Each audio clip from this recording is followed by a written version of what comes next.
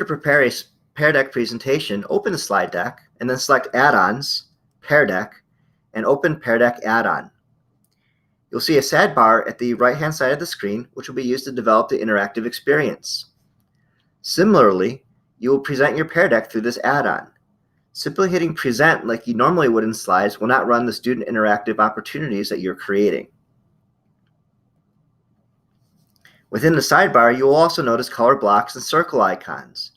These represent different types of interactives that you can include in your Pear Deck.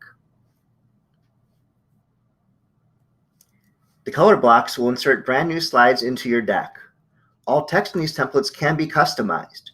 For example, world language teachers may wish for the text to be in Spanish instead of English. Perhaps you would like to include different terms for the choices. This can be done easily. The green block has templates for deeper thinking prompts. These can be useful in helping students develop arguments or counter-arguments for topics, synthesize their thinkings, or bring in outside ideas. These also can be very good for bell ringers. The custom question circles represent different types of interactive questions. Clicking on one of these icons will place the footer at your existing slide, which will make the slide appropriately interactive. Please ensure that all instructions, prompts, and everything else are on the slide itself.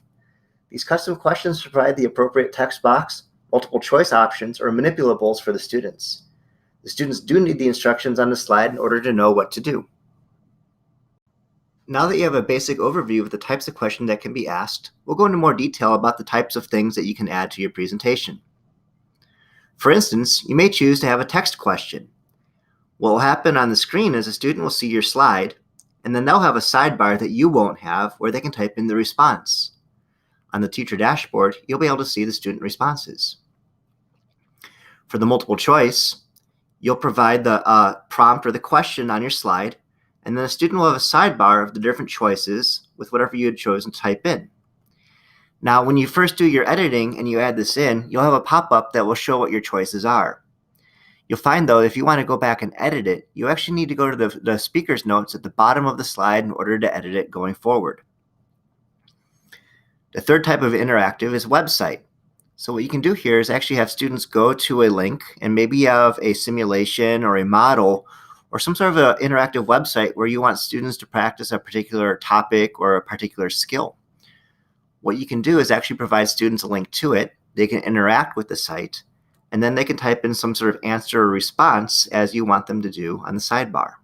You can then use that site as a discussion piece as part of your presentation.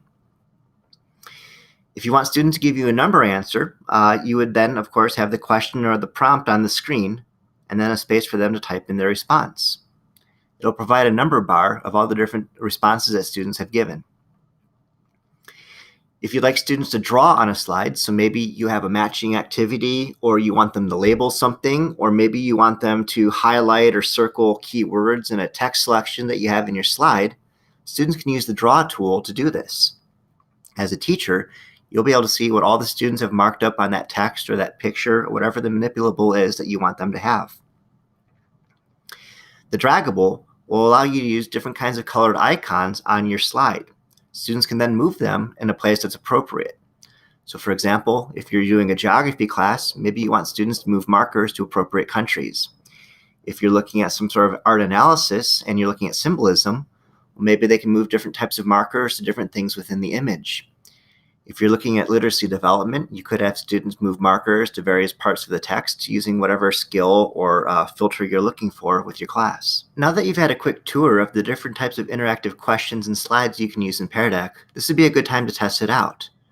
Try inserting some of the templates into your slide deck and see what you like about them. Try editing them for the text that you like better.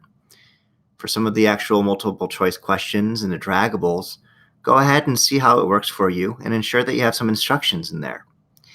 You'll notice some tiles will be popping up here for some help videos to help you guide your process. Please go ahead and use those and then resume the process when you're ready to go.